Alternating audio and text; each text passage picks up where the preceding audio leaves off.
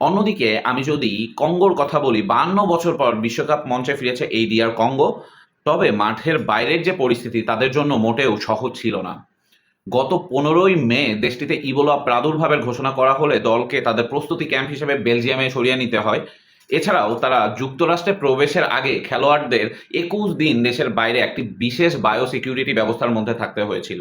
Lionel মেসির হ্যাট্রিকের সৌজন্যে আলজেরিয়াকে মোটামুটি ৩-০ গোলে উড়িয়ে দিয়েছে বিশ্বকাপের প্রথম ম্যাচে আর্জেন্টিনা, এবং দারুণভাবে তাদের বিশ্বকাপ অভিযানটা শুরু করলো। তাই এবার সকলের নজর থাকবে তারই চিরপ্রতিদ্বন্দ্বী ক্রিস্টিয়ানো রোনালদো ও পর্তুগালের দিকে। আর কিছুক্ষণের মধ্যেই ম্যাচটি শুরু হতে যাচ্ছে প্রতিপক্ষ ডিআর কঙ্গো এবং পর্তুগাল। পর্তুগালের সবচেয়ে বড় আকর্ষণ ক্রিস্টিয়ানো রোনালদো। ৪১ বছর বয়সী এই কিংবদন্তি নিজের ষষ্ঠ বিশ্বকাপ খেলতে এসেছেন এবং তিনি ইতিহাস গড়ার আরেকটা সুযোগও পাচ্ছেন। পর্তুগালের অধিনায়ক হিসেবে তিনি এখনও তার দলের অনুপ্রেরণার প্রধান উৎস।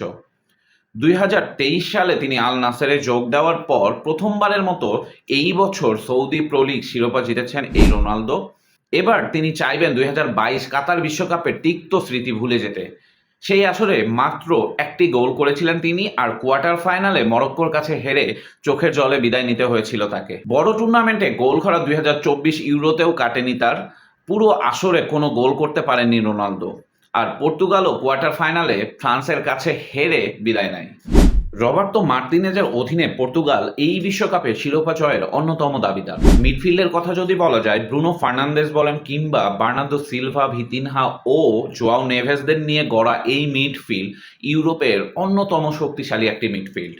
অন্যদিকে আমি যদি কঙ্গোর কথা বলি, ৫২ বছর পর বিশ্বকাপ মঞ্চে ফিরেছে এই ডিআর কঙ্গো। তবে মাঠের বাইরের যে পরিস্থিতি তাদের জন্য মোটেও সহজ ছিল না। গত ১৫ই মে দেশটিতে ইবোলা প্রাদুর্ভাবের ঘোষণা করা হলে দলকে তাদের প্রস্তুতি ক্যাম্প হিসেবে বেলজিয়ামে সরিয়ে নিতে হয়। এছাড়াও তারা যুক্তরাষ্ট্রে প্রবেশের আগে খেলোয়াড়দের ২১ দিন দেশের বাইরে একটি বিশেষ বায়োসিকিউরিটি ব্যবস্থার মধ্যে থাকতে হয়েছিল।